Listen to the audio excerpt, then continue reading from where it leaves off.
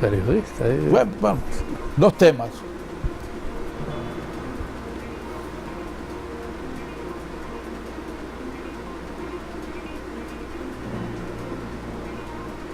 Señoras y señores, tengan todos muy buenas tardes, muy buenas noches, muy buenos días, donde quiera que nos sintonicen.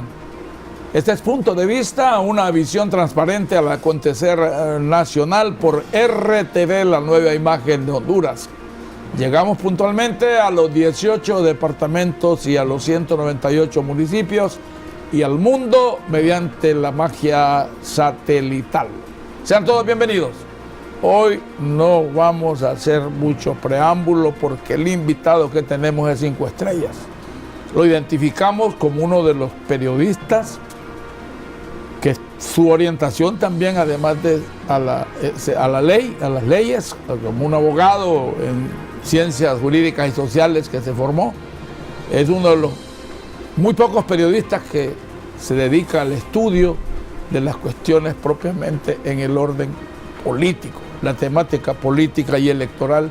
Manuel Santiago Serna Mencías lo maneja con mucha propiedad, con mucha diligencia y con mucha inteligencia.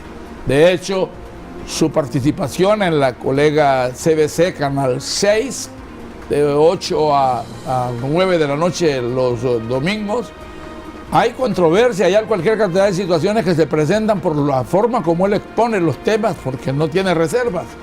Pero nunca hemos escuchado que le digan, señor, abandone la televisora porque nos está causando algún tipo de daño. Tal vez a los intereses económicos o de políticos, porque como ahora los medios de comunicación también, con excepción en este caso de RTV, no tiene ningún compromiso ni de tipo político, ni económico, ni nada que se parezca.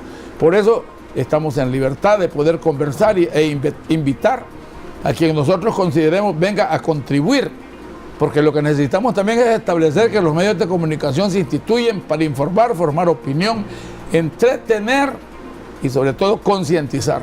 Y yo creo que Manuel Santiago Serna no tiene competencia en ese campo.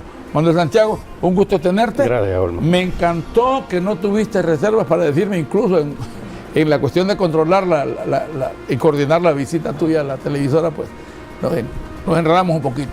Los dos temas que vamos a manejar puntualmente. Uno, el fin de la era o del trayecto o del ciclo en este nuevo orden político muy incierto, el fin del ciclo del llamado diálogo nacional que concluyó la semana anterior y que por ahí alguien pidió una enmienda y dicen que se prolonga hasta el 26 de noviembre.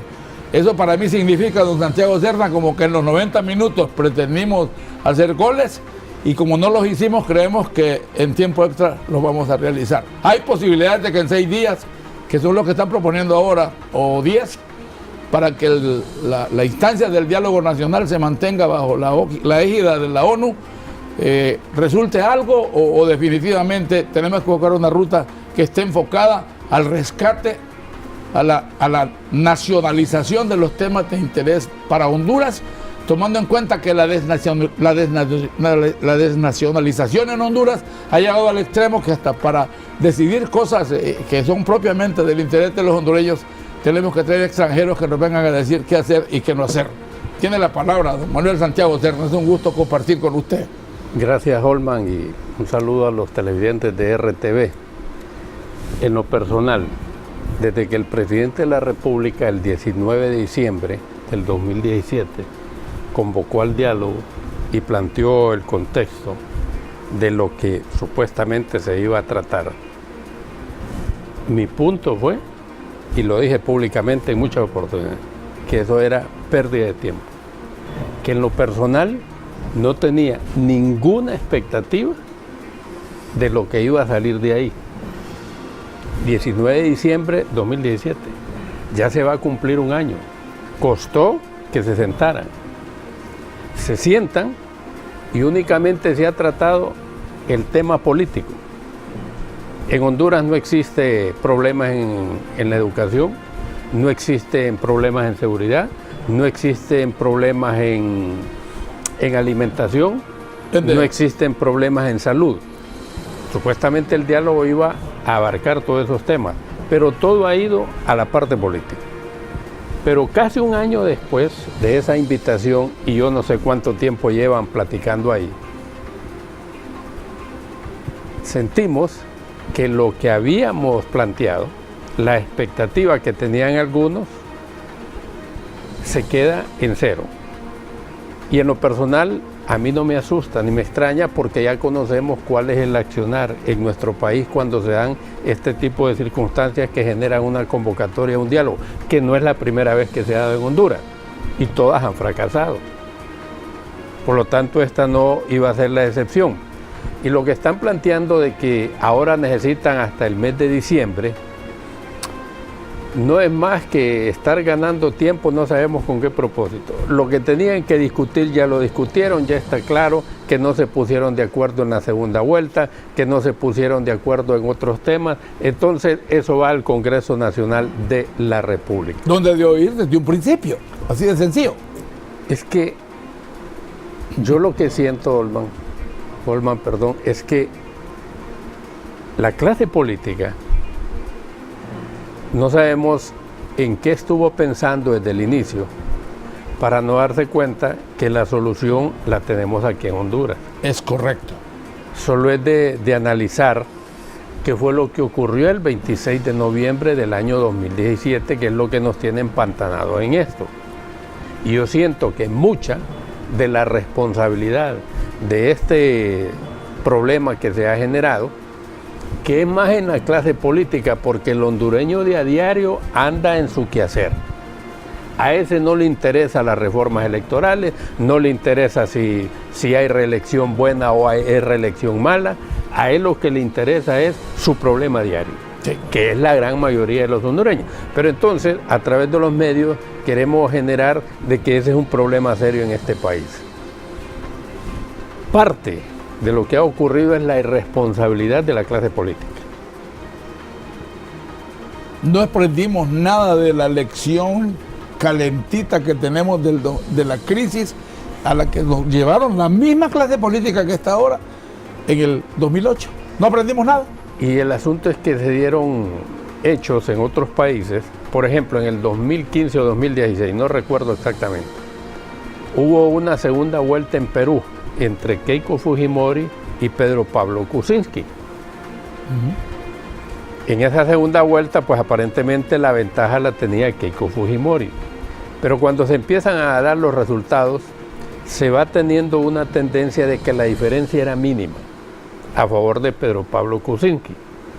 Y era tan mínima que se planteó por parte de la autoridad electoral, el OMPE creo que se llama ya, que había que esperar hasta contar la última acta para definir quién había ganado las elecciones. Y en Perú ocurrió que tanto Pedro Pablo Kuczynski como Keiko Fujimori llamaron a sus electores a no cantar victoria y a esperar la decisión del Tribunal Supremo Electoral una vez terminado el escrutinio. Y hubo 2 semanas en que el conteo se iba dando casi acta por acta y le dimos seguimiento. Al final, Holman, la diferencia fue de 0.24% en favor de Pedro Pablo Kuczynski, ni siquiera la cuarta parte del 1%. Y cuando el tribunal dice, esto ocurrió, faltaban algunas actas, pero aún dándoselas a Fujimori, no lograba rebasar ni alcanzar siquiera a Pedro Pablo Kuczynski. La muchacha salió en conferencia de prensa y dijo que respetaba la voluntad del pueblo. Yo recuerdo que hice un programa sobre eso y advertía, el día que esto ocurre en Honduras, le metemos fuego al país.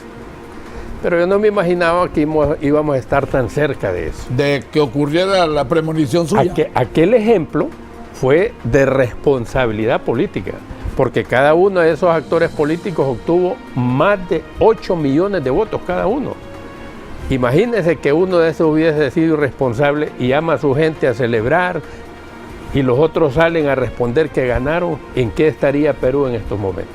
Entonces yo digo, que la calidad política también tiene mucho que ver, que fue lo que nos faltó en el último proceso electoral. No estoy diciendo ni avalando lo que ocurrió a lo interno del Tribunal Supremo Electoral, pero siento que haberse declarado ganadores unos y otros y queriendo imponer su criterio, polarizó a nuestra población. Es correcto. Fíjese cuando lo correcto era hacer un llamado. Miren, señores, mi punto es que yo gané las elecciones, pero como respetuoso de mi país, de quienes votaron por mí y de quienes no votaron por mí, esperaré la decisión del Tribunal Supremo Electoral hasta que se cuente el último documento. Bueno, otra cosa nos hubiera cantado en este país, pero ya sabemos qué fue lo que pasó. Mire qué interesantísima esa reflexión suya alrededor de cómo en otros países donde de manera civilizada y con mucha responsabilidad en el comportamiento de los liderazgos políticos se llega a conclusiones que no maltraten a unos ni maltraten a otros y que todos salgan ganando. Fíjese que yo estaba tratando ahorita que usted estaba hablando de revisar, usted como también maneja una ayuda a memoria inmensa, no sé de qué tamaño es su disco duro, pero lo admiro en ese sentido. Desde el retorno al orden constitucional, identifíqueme un resultado electoral que no haya sido salpicado porque el que ganó presumió haber ganado contundentemente y porque el que perdió identifica el gane como que le hicieron cualquier cantidad de trampas y que el resultado fue fraudulento. ¿En qué momento podemos hablar desde los inicios del retorno al orden constitucional, que lo hacemos con Roberto Suazo Córdoba, y de ahí para allá vamos a empezar también a revisar el gobierno espurio de José Simón Ascona Hoyo, que en paz descanse, porque allí también se generó una flagrante violación a los mandatos constitucionales, en donde allí se hizo prevalecer por un bendito de esos arreglos patrióticos, por esta vez en el sentido de que nos iríamos a un proceso electoral con la sumatoria que no estaba en la Constitución, y en este caso pues resultó favorecido el ingeniero José Simón Ascona Hoyo, y siento que sin ningún trastorno de la naturaleza de que a Juan Orlando Hernández, que así lo han sometido a la horca o llevarlo a una hoguera por lo que ocurrió con la cuestión de la Constitución. Es importante que hagamos esos repasos, porque yo siento que también los periodistas tenemos que generar un poquito de recuento histórico y de repaso para, como usted dijo, yo lo que comparto con ustedes es que ni uno de la clase política que está actualmente participando de estas cosas se puede excluir de la responsabilidad de esta situación en la que llevamos un año del segundo periodo del abogado Juan Orlando Hernández, y no ha pasado más que, como usted dijo, me gustó la parte, costó que se sentaran, pero más que costó que se sentaran, era que se mantuvieran sentados.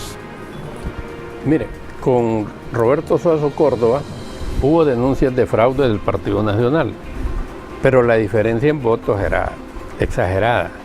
Y además, como el abogado Ricardo Zúñiga Agustino. Sí, cuando se enfrentó a Ricardo Zúñiga Agustino, la diferencia fue significativa, no había lugar a duda. Entonces hubo esporádicas denuncias por aquello de las elecciones de estilo Honduras y todo lo demás. Pero al final los nacionalistas reconocen que él ganó las elecciones. Pero luego la política casera nuestra entonces lleva al presidente Suazo Córdoba a tratar de imponer un candidato presidencial, que fue el ahora expresidente Carlos Flores, que después tuvo que llamar a los convencionales a La Paz para decirles que ya no iba el señor Carlos Flores como candidato, pero que la debacle del Partido Liberal sería responsabilidad de los convencionales que no quisieron apoyarlo. Luego en el Partido Nacional se da aquella intromisión en el que imponen a Juan Pablo Urrutia, el candidato de los pobres le llamaron, como presidente del Comité Central. Suazo Córdoba con los sellos del Partido Liberal y Juan Pablo Urrutia con los sellos del Partido Nacional decidieron que ellos iban a poner el candidato presidencial. Pero había otras fuerzas. El ingeniero Ascona, el Chele Ascona, les decía en ese momento, empezó a capitalizar el descontento que había a lo interior del Partido Liberal y se plantó. Y luego en el Partido Nacional el señor Rafael Leonardo Callejas con su monarca, que lograron aglutinar uno casi la mitad del Partido Liberal y el otro el 99, casi el 100% del partido político. pero en virtud de lo que ocurrió al interior del Congreso Nacional cuando quisieron convertir al Congreso en una Asamblea Nacional Constituyente, estuvieron a segundos. Pues se tuvo que ir a ese arreglo en el que tuvo mucho que ver las Fuerzas Armadas, porque le llamábamos en aquel momento una incipiente democracia, demasiada frágil como para poder soportar este embate de irresponsabilidad política. Correcto. Y al final se da la opción B y se logra salir. Entonces, se tiran las cartas del juego claras desde el principio. Y recuerdo que en esa oportunidad los analistas estimaban algunas cosas. En lo personal siempre sostuve que el licenciado Rafael Leonardo Callejas iba a ser el ganador con la mayor cantidad de votos en su corriente, pero que en la sumatoria los liberales siempre prácticamente fue solo. Iban a hacer más. Uno contra todos. Correcto. Y efectivamente así ocurrió. Sí. Empiezan a calentarle las orejas al señor Rafael Leonardo Callejas para que él reclame que él es el presidente de Honduras. Y recuerdo, yo vivía en Puerto Cortés todavía, Olman. Él hizo una gira después de las elecciones y llegó al municipio de Omoa. Yo andaba ahí con una grabadora, grabé su discurso y él hizo esta referencia, que muchos nacionalistas lo estaban invitando a irse a las calles a reclamar el triunfo, pero que él no era partidario de eso, porque, lo dijo así, para mí vale más la vida de un nacionalista que 100 sillas presidenciales, y ahí terminó todo. ¿Cómo no? Señoras y señores, lo que les decía, con Manuel Santiago Serna aquí podemos quedarnos el resto de la noche o de la mañana y se van a encontrar ustedes con una serie de detallitos mínimos, grandotes y grandototes, y contribuimos también, Santiago, a sacar este pueblo de lo que yo le llamo una pandemia, la orfandad histórica. Este pueblo, y sobre todo la juventud, no sabe absolutamente nada de lo que pasó ayer, y si observó algo de lo que pasó ayer, al siguiente día le dice que se debe de olvidar, porque en Honduras los escándalos duran nada más 3 días y de ahí hay que pasar a otro tema. Me voy a la pausa comercial, señoras y señores, no nos cambien porque hasta yo me estoy emocionando con todos estos pequeñísimos y grandes detalles que Manuel Santiago Serna nos está mandando desde el retorno al orden constitucional. Recuerden que vamos en el seguimiento con el segundo mandato que se da desde el retorno al orden constitucional, Roberto Suazo Córdoba, José Simón Ascona, llegamos a Rafael Leonardo, y de ahí en adelante vamos a conocer también cuáles son los criterios que privan a Manuel Santiago Serna y qué realmente se puede esperar de este surgimiento, de estos movimientos ya regionales en los que están diciéndole a la gente de Tegucigalpa que Tegucigalpa no es Honduras y que el derecho a pensar y decidir no está reservado para los capitalinos. Ya regresamos, no nos cambien.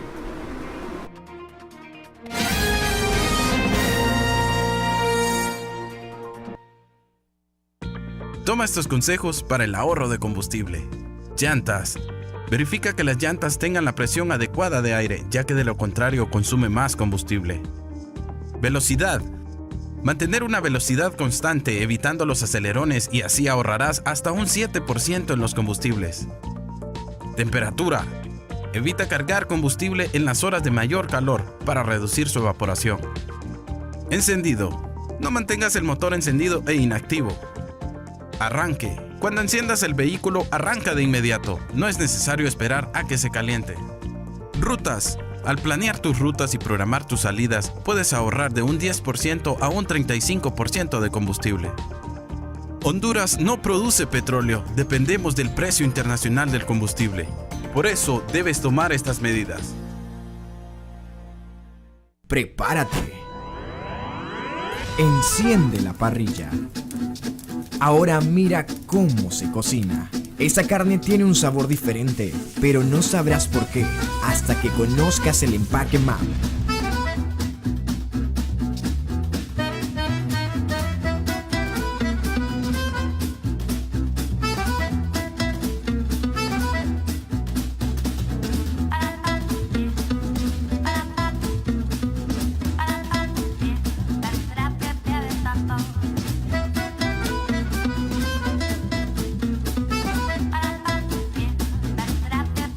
Visita procarne.com/map para más información.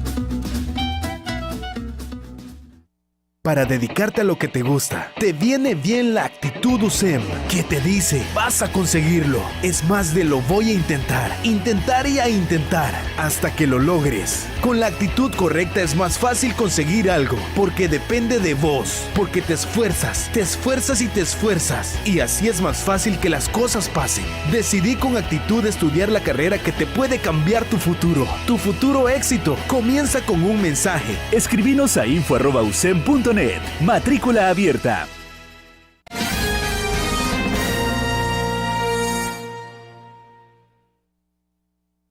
Señoras y señores, estoy muy entusiasmado y yo quisiera que el tiempo se estirara porque tengo tantas cosas en el tintero que comentar con Santiago.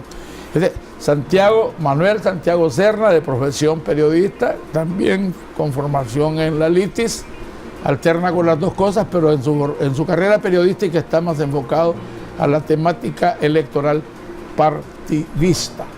Importante es entonces, Santiago, que avancemos en el tema de que las violaciones flagrantes a la Constitución en la forma de elegir gobernantes no ocurren en este momento, como se está satanizando, se está vulgarizando y se está criminalizando al señor Juan Orlando Hernández, y en algún tiempo se observó que había complacencia también de los que lo estaban acompañando en la oposición para que eso ocurriera, ¿sí o no? Mire, yo lo que siento es que a veces dejamos de ver el contexto hondureño, nuestro escenario político. Llegamos en 1989 a unas elecciones entre el señor Calleja y el señor Carlos Roberto Flores, cuando el señor Carlos Roberto Flores era incendiario. Yo, en lo personal le digo, yo disfrutaba los discursos de Carlos Flores y disfrutaba los discursos del señor Rafael Leonardo Calleja, cada quien en su visión, uno tratando de mantenerse y el otro tratando de quitarle el poder. Y nos vamos a ese proceso electoral cuando ni siquiera existía en Honduras el voto domiciliario, que había que ir a traer a los electores a las montañas para traerlos a los centros de votación urbanos. Y recuerdo que esa fue la primera vez que el Partido Nacional dio muestras de tener una organización al 100. Lo pude comprobar. Y finalmente se dio el resultado a favor del señor Rafael Leonardo Calleja, así lo definían las encuestas. No hubo denuncia de fraude, porque antes una marca nos servía para elegir al presidente, al diputado y a los alcaldes. Y a los tres designados. Una sola papeleta. Incluidos los designados, claro. Para 1993 igual, se dio el proceso con el señor Carlos Roberto Reina y Osvaldo Ramos Soto. Y ahí hay un debate académico, porque los dos eran personas a las que hay que reconocerles. Venían del alma mater. Correcto, su academia, pero era clara la tendencia a favor del Partido Liberal, como efectivamente ocurrió con una diferencia abismal. Y fue la primera vez, Olman, desde 1981, en que un candidato perdedor sale a reconocer el triunfo del candidato ganador. En este caso, José Osvaldo Ramos Soto. Y dijo, es cierto, yo quería ser presidente, pero la voz del pueblo es la voz de Dios. Y yo respeto lo que han dicho las urnas y felicito a Carlos Roberto por el triunfo. Y luego el señor Reina le devolvió, por protocolo, por lo que sea, también la felicitación y dijo que de las pérdidas también salen ganadores. Y eso evitó entonces esa crispación. Y nos vamos a 1997 con el señor Flores y doña Nora de Melgar. El voto en sobre. Y nos fuimos no, eso fue en el 89, el voto en sobre. En el 97 lo que ocurrió es que teníamos una cédula de identidad amarilla y se implementa la cédula nueva. Y entonces, para las elecciones estaba claro que se iba a utilizar la cédula nueva, pero surgió en el ambiente que con la cédula nueva perdía el Partido Liberal. Y en una jugada de última hora, 3 días antes de las elecciones, se decidió que los dos documentos eran válidos para ejercer el sufragio. En ese tiempo no fue en sobre la no, fue en cédula, 1989. La cédula vieja. Con el señor Rafael Leonardo Calleja. Ajá, ¿cómo no? Con los sobres especiales, que el que no estaba en el censo entonces votaba, metía en su bote un sobre especial y eso finalmente se contaba en Tegucigalpa y nunca ocurrió. Ya. No se sabe qué destino tuvieron los sobres especiales. Para el 2001, la crispación fue que murió el gordito Castellanos y el Partido Nacional quedó ahí con huérfano de liderazgo. A la deriva.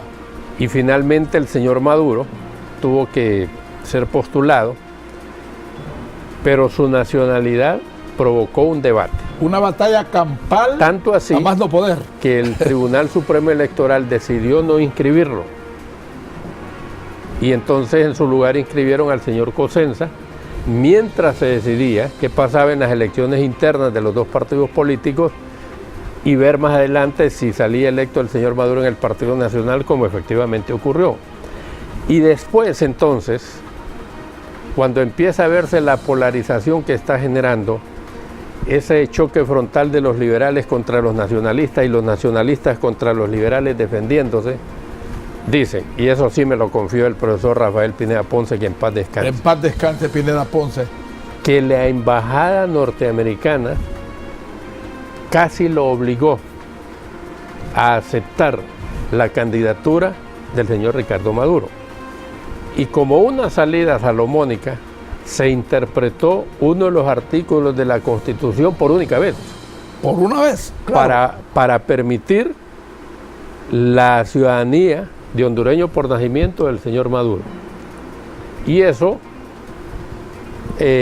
dio como resultado la pérdida del Partido Liberal. Justamente en el Congreso es donde se le da legitimidad a esa parte que usted porque era un fenómeno lo del señor Maduro, que aún con su nacionalidad cuestionada, pues aún de otros partidos lo apoyaban.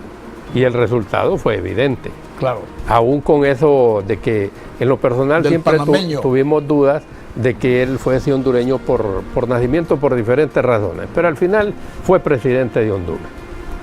Y nos vamos después a las elecciones de don Porfirio Lobo Sosa contra don José Manuel Zelaya Rosales. Esa parte me interesa. Ahí es donde empieza a surgir esto del fraude, porque por primera vez la diferencia entre uno y otro candidato se queda en 3.5%. Antes había sido 7, 8% y hasta 10%. No había ninguna discusión. Pero en ese momento la tendencia era favorable al señor Zelaya por una mínima diferencia. A pesar de que en el conteo final ganó 14 departamentos y los otros los ganó el Partido Nacional. Con Pepe Lobo. Lo que llamó la atención en esas elecciones fue que la cantidad de votos nulos superaba la diferencia que había obtenido José Manuel Zelaya Rosales sobre Porfirio Lobo Sosa. La diferencia eran como 73,000 votos y los votos nulos llegaron a sumar 140,000. Entonces por ahí empezaron los nacionalistas a querer ver cómo revertir. Pero finalmente hubo sus negociaciones y aceptaron el triunfo de José Manuel Zelaya Rosales. Y ya sabemos lo que ocurrió en el camino. Para esas elecciones ya tenemos una nueva ley electoral, con un organismo electoral que se limita a 3 magistrados, porque antes los tribunales nacionales de elecciones lo integraban cada uno de los partidos políticos. Y cuando el número era par, la Corte Suprema de Justicia nombraba a otro para que quedara impar, para el momento de la votación que no se diera el voto de calidad. En virtud de eso se llegó al acuerdo de tener una nueva ley electoral que se aprobó en el 2004 y es la que está vigente en estos momentos con algunas reformas que se le han hecho. Ahí se reconoce las elecciones primarias para los partidos políticos con el único pecado de que son financiadas por el Estado de Honduras. ¿Y cuánto nos han costado esas elecciones primarias? Millones, por no decir billones. Para una responsabilidad que es única, exclusiva de los partidos políticos. No tiene el Estado de Honduras que estar financiando la escogencia de candidatos de los partidos políticos, pero se dio. Y al final, Lo que yo siento que ha habido con esas elecciones primarias es una prostitución, porque ahí hay cosas que a estas alturas ya no deberían existir. No puede el Estado de Honduras seguir financiando elecciones primarias porque no es responsabilidad del Estado que los partidos escojan a sus candidatos, es responsabilidad de los partidos políticos. Pero en aquel momento se hizo para evitar lo de Suazo Córdoba con la imposición de candidatos y todo lo demás. Y hoy seguimos con eso. Yo siento que está llegando el momento. Una de las grandes reformas es que las elecciones primarias sean responsabilidad de los partidos políticos. Le decía yo que ahí el financiamiento. Le hago un agregado, la multiplicidad de corrientes que después gravitan en función del que tiene la chequera, del que tiene el poder, del que tiene los sellos. Mire, entonces van 10 corrientes y en algún momento 8 corrientes acompañan al señor que les reparte las posiciones anticipadamente. Que a veces hay corrientes también que se dan como esto de la conformación de partidos políticos para ver qué casa en el camino. Sí, señor. Entonces, uno de los defectos de la ley electoral con lo de las elecciones primarias es que en el nivel de diputados, los más votados, candidatos a diputados, son los que van en la planilla. Ahí no hay integración. Y por eso ocurre que un movimiento, en el caso de Cortés, barre con los 20, si acaso deja uno a otro. Bueno, ya estamos llegando casi a lo que contempla este documento que hace 3 días, el día viernes, lanzaron a la consideración de la opinión pública esta institución que se denomina, esta nueva organización que se denomina Costa Noroccidental, y al final se define también como Grupo Cívico Noroccidental por la Democracia. Y ahí se definió que tácitamente no reconocen esa tal sociedad civil que está metida en todo, y el pueblo hondureño está totalmente desmembrado de esas situaciones porque esa tal sociedad civil igualmente nadie la eligió. Bueno, voy a ir a otra pausa comercial y fíjense que es bien interesante este tema cuando Manuel Santiago Serna trata el tema de las elecciones que gana José Manuel Zelaya Rosales. Ahí también hubo una complicidad imperdonable y abuso y excesos de medios de comunicación que a las 4 de la tarde se fueron a Onancho a declarar presidente a José Manuel Zelaya. Eso también hay que revisar, el comportamiento de medios de comunicación, que en alguna medida es muy poco lo que han contribuido al proceso de la pacificación, el orden, y que comencemos a entender los hondureños en la forma de cómo elegir. Y además José Manuel Zelaya Rosales ha reconocido como en 100 veces que él le ganó a su paisano Pepe Lobo, o José Porfirio Lobo Sosa, con un fraude electoral. Eso también ha sido público y lo que hacemos es de ese tipo de confesiones de la clase política hacer un chiste. Por eso es que la mayoría nos ven al pueblo como bruto y ellos pues como los inteligentes. Ya regresamos para continuar con Manuel Santiago Serna Mencía, que hoy está con nosotros aquí. Mañana quién sabe, como dice al despedirse de sus programas allá en Canal 6 los domingos entre las 8 y las 9 de la noche. Se van los penales ahí con el de 30-30. Pero bueno, ahí estamos compitiendo aquí desde la zona de donde estamos los periodistas rurales también con una marginación absoluta. Y eso es lo que están defendiendo también este grupo de la Costa Noroccidental. La exclusión despiadada de que somos víctimas los ciudadanos de este sector. No solo los empresarios que están reclamando ahora, sino que el universo de la composición de la sociedad hondureña ubicada en esta región. Ya regresamos, no nos cambien.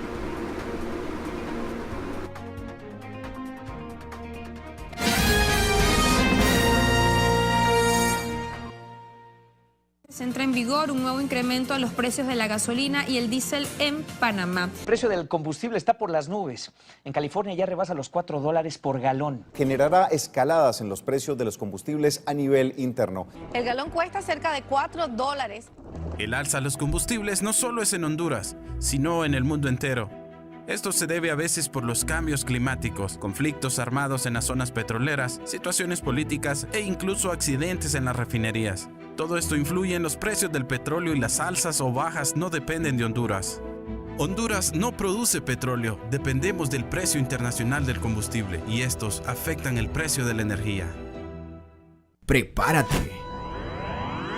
Enciende la parrilla.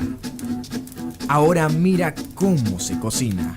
Esa carne tiene un sabor diferente, pero no sabrás por qué hasta que conozcas el empaque MAP.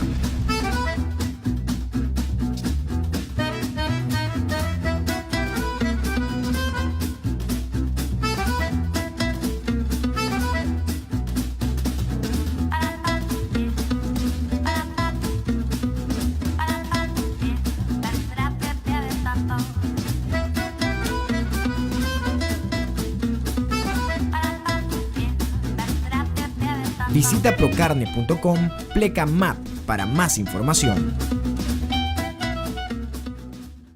El fútbol es el deporte que más nos apasiona. Lo comentamos, pero sobre todo lo analizamos.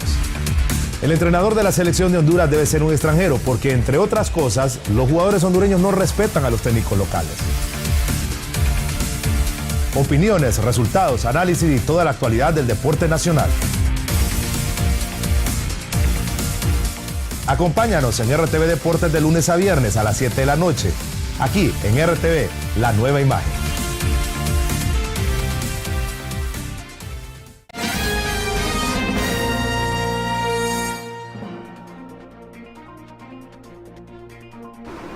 Bien, señoras y señores, aprovecho el último segundo porque con Santiago ya vamos recorriendo todo el trayecto desde el retorno al orden constitucional y esta ha sido una de altibajos increíbles, pues.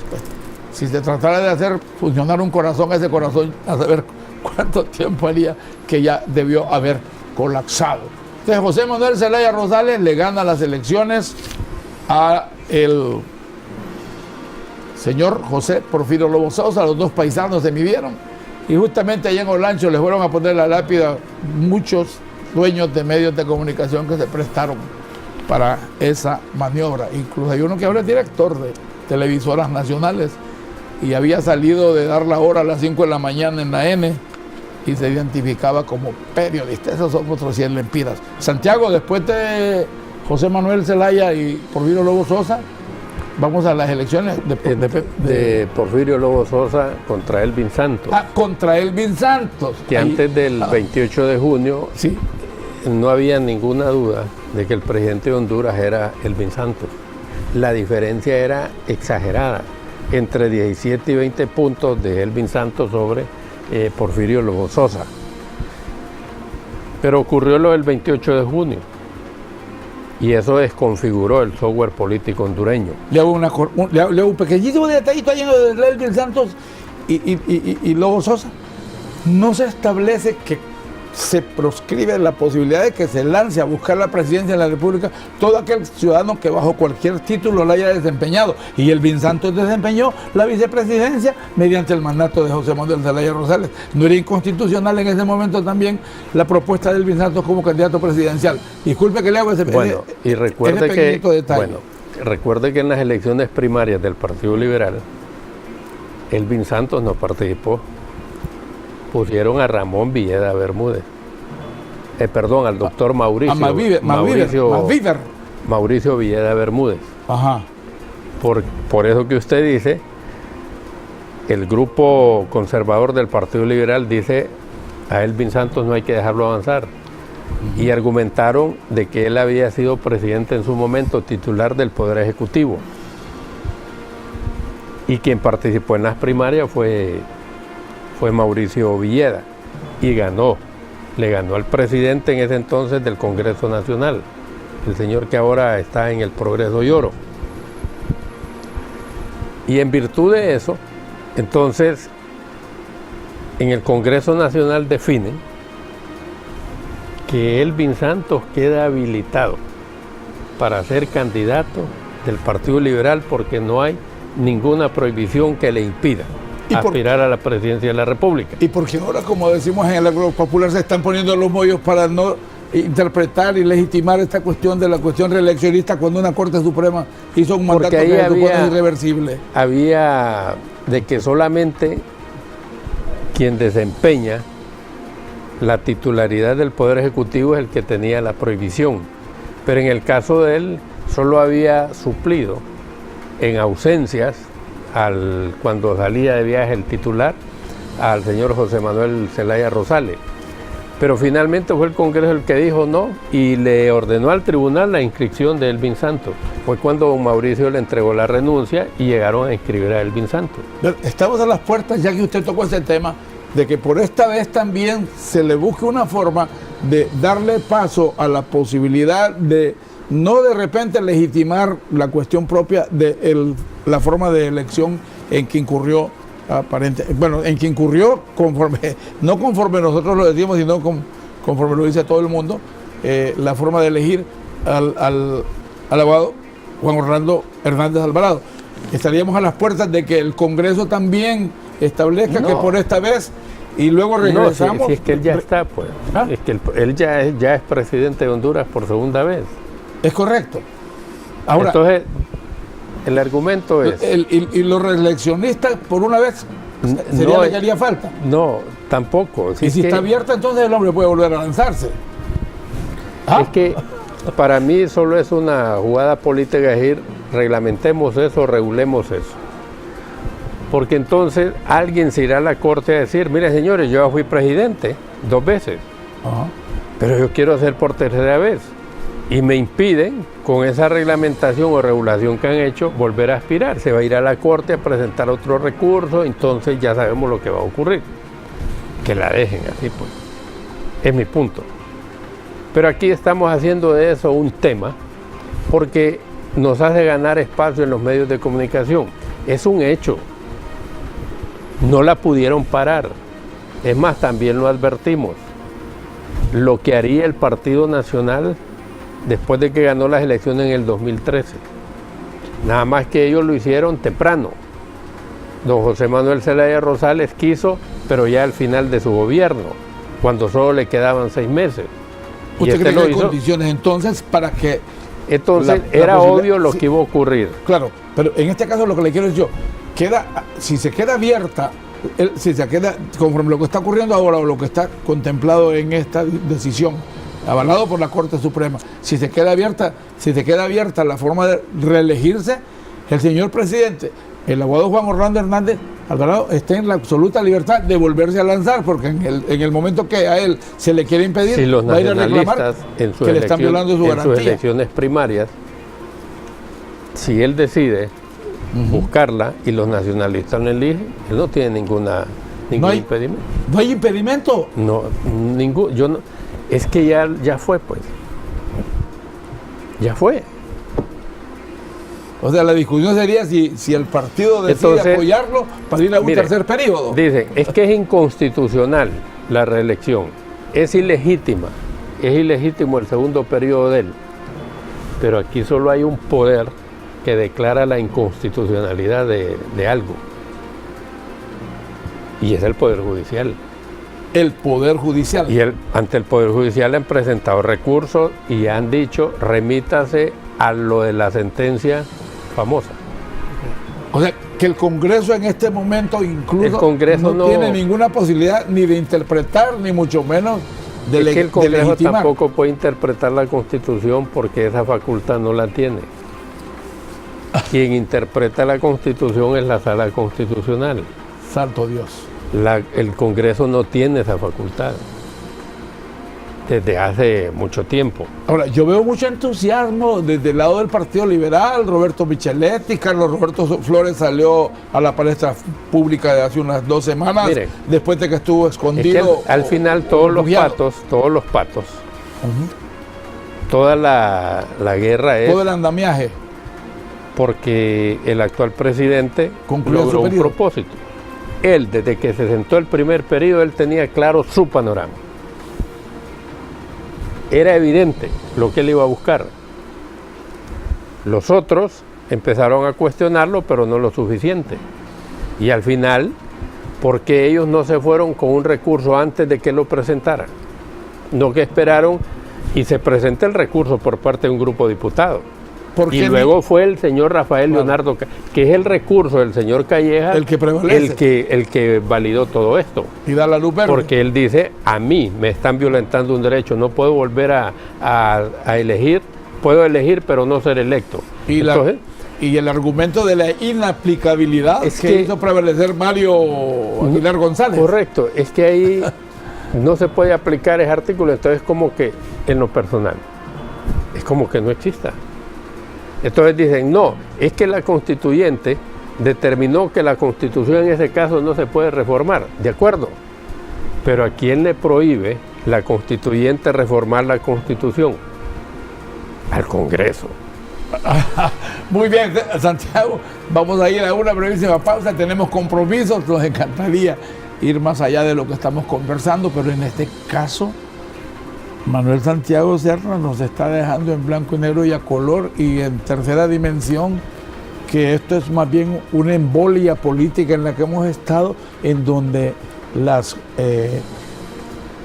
situaciones que se plantean... Cada quien le ha sacado su provecho político a ese tema. Es correcto. Y están en este momento tratando también de permitirle al hombre que termine, según dicen. Pero del diente al labio, porque en el fondo algunos quieren que todo siga igual. Vámonos.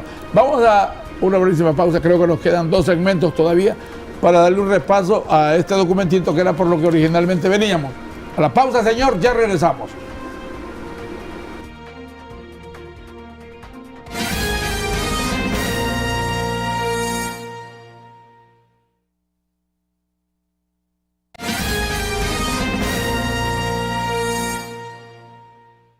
Prepárate. Enciende la parrilla. Ahora mira cómo se cocina. Esa carne tiene un sabor diferente, pero no sabrás por qué hasta que conozcas el empaque MAP.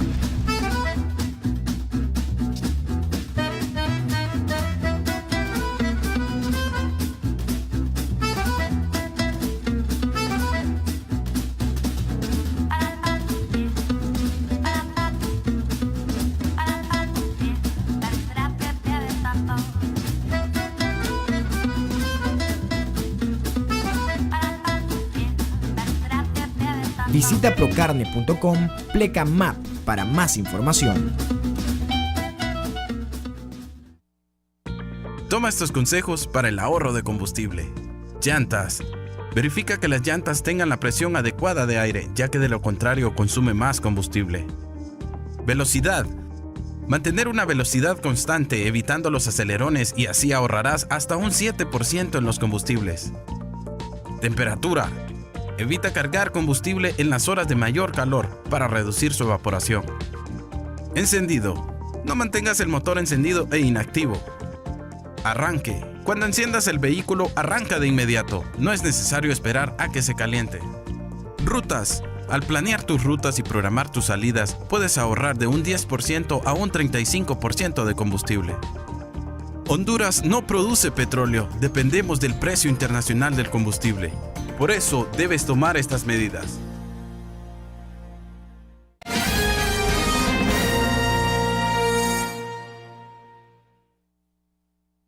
Que nos presentaron el viernes en conferencia de prensa, Carlos Gabriel Catán Salén, le cuento que ya se habló a la palestra pública, don Carlos. No sé cómo va a ser ahora que también está desempeñándose como pastor de una iglesia. Hay que ver cómo si es cierto. Creo que ya a punto de salir de apóstol, no sé cómo hacen para llegar hasta ese nivel en tan corto tiempo. Pero ahí anda don Carlos ya entusiasmado. Es que hay algunos de la clase política que si usted los desmembra de ese entretenimiento, es peligroso porque se pueden hasta morir. Bueno, vamos a ahorrarnos todo lo que se refiere a las considerandos y demás cosas de este movimiento que se denomina Grupo Cívico Noroccidental por la Democracia, y que dicho sea de paso, ya nos comenzaron a seguir las cadenas de televisión de la capital de la República a partir de hoy y se comenzaron a manifestar. Ahora, yo le digo algo, qué irónico. El primero que se manifiesta para analizar y sopesar estas reformas electorales es el de los chocollos, José Antonio Rivera Callejas. La familia Rivera Callejas el próximo 2025 arriba a los 100 años de estarse alternando cargos desde el Congreso con el señor Clavasquín Rivera, que era el abuelo, hasta llegar al 2025, que creo que ahí va a estar Toyo Rivera, o no sé qué más. Ahí podemos establecer que estas reformas son impostergables, porque las dos tendencias políticas tradicionales han sido del dominio de 5 familias por un lado y 5 familias por el otro. Eso lo estoy poniendo yo, Santiago, no lo responsabilizo a usted, aunque usted también piensa parecido. Pues estas reformas que proponen aquí, como mínimo absoluto, las reformas electorales que promovemos y apoyamos son las siguientes. Ok, garantizar y hacer efectivo el derecho constitucional de todos los ciudadanos de elegir y ser electos conforme al artículo 37.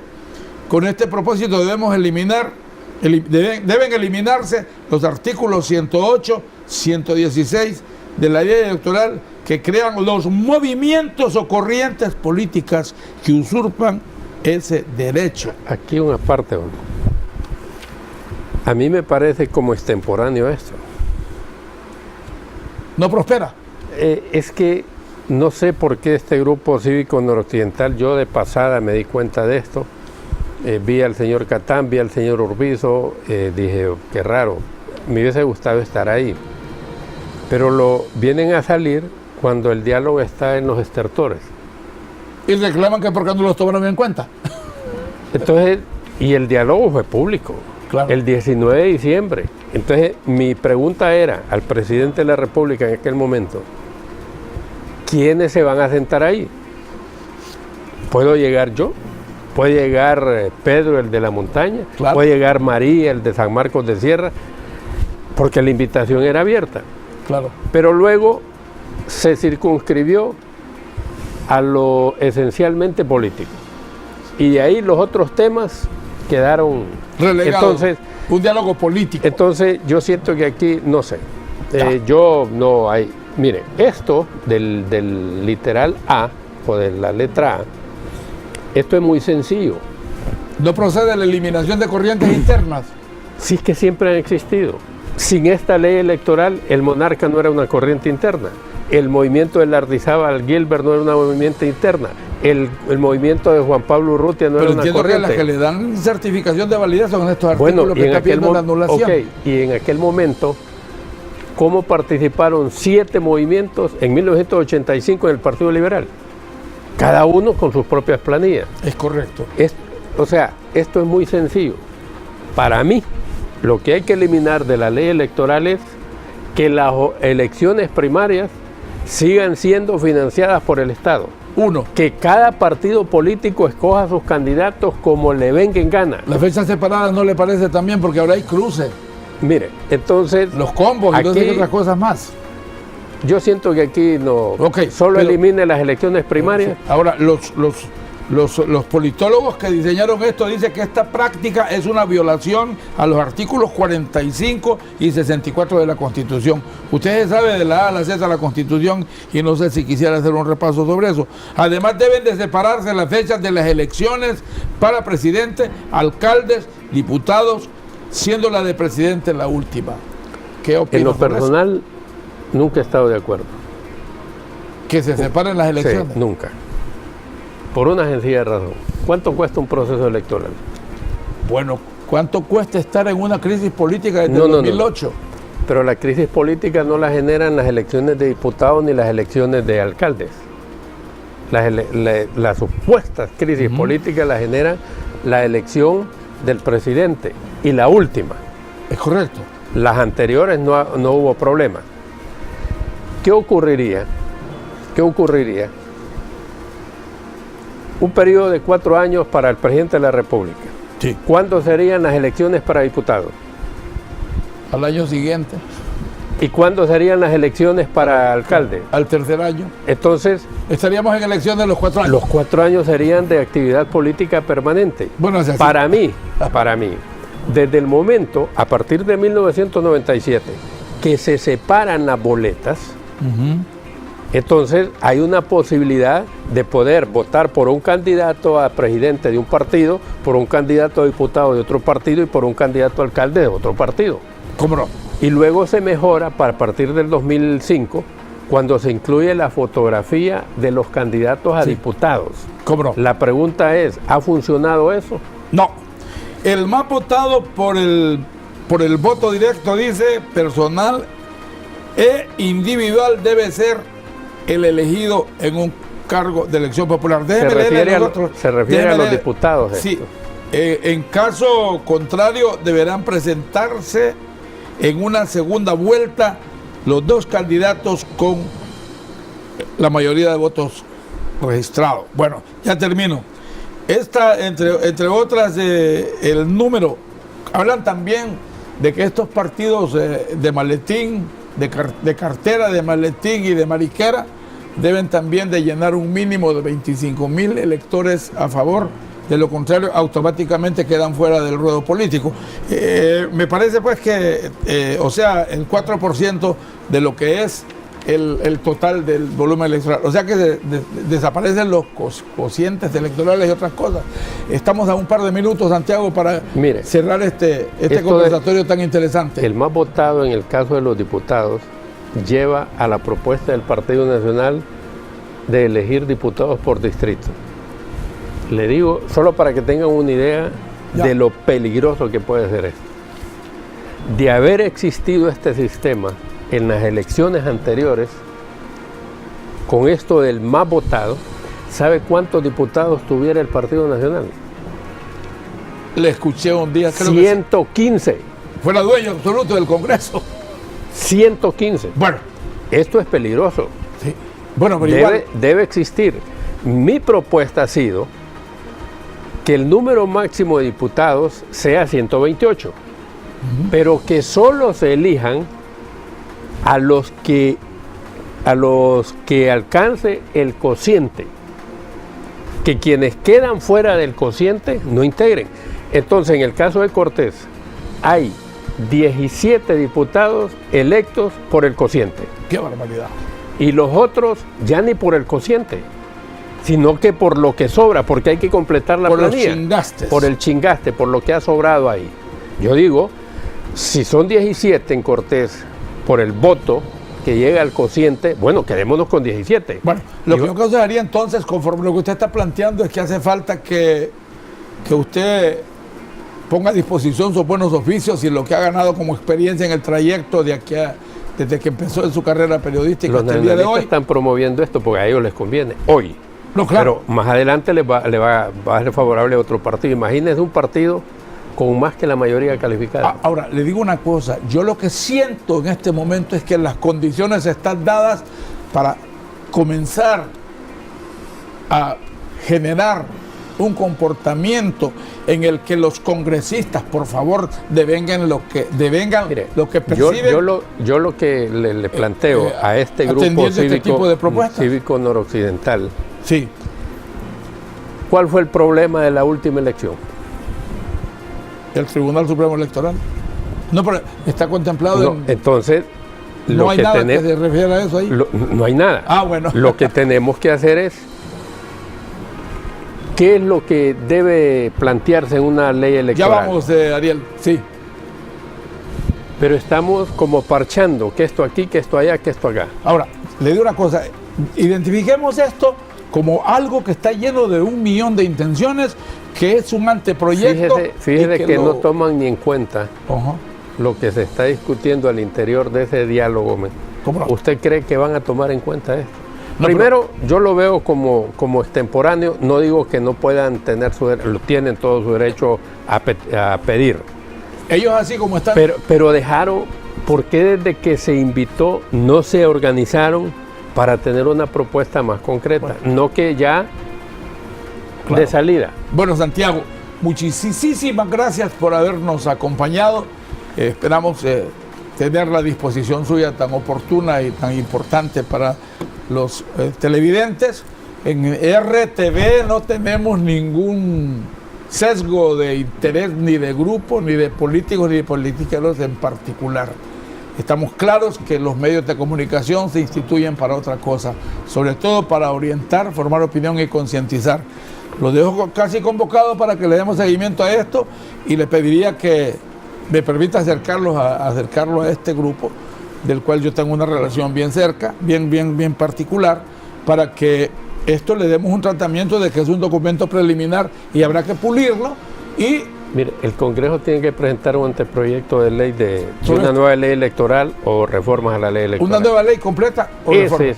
Mire, en el diálogo es mentira, ahí están perdiendo el tiempo. No, es que el diálogo ya prácticamente lo estamos descartando. Entonces, cuando el Congreso diga, esto es lo que se presenta como proyecto, ahí hay que entrarle. Yo le decía que con eso el diálogo nacional, darle una prórroga, es como cuando el Maratón y el España están disputando la Copa y van perdiendo 2-0 al minuto 45. Ni a eso llega. O al 90. Ahí no hay nada que ganar. Nada que ganar. Señoras y señores, Manuel Santiago Serna Mencía ha estado con nosotros. Y hoy le digo también, José Manuel, permítame ese lema tuyo. Hoy estábamos aquí, mañana quién sabe, pero nosotros creemos que vamos a estar para largo rato tratando de hacer la diferencia. Para distinguirse de los demás, simple y sencillamente no hay que hacer lo que todos hacen. Con permiso, este fue un espacio más de Punto de Vista, una visión transparente al acontecer nacional por RTV, la televisión que sí se ve. RTV, la nueva imagen de Honduras. Con permiso.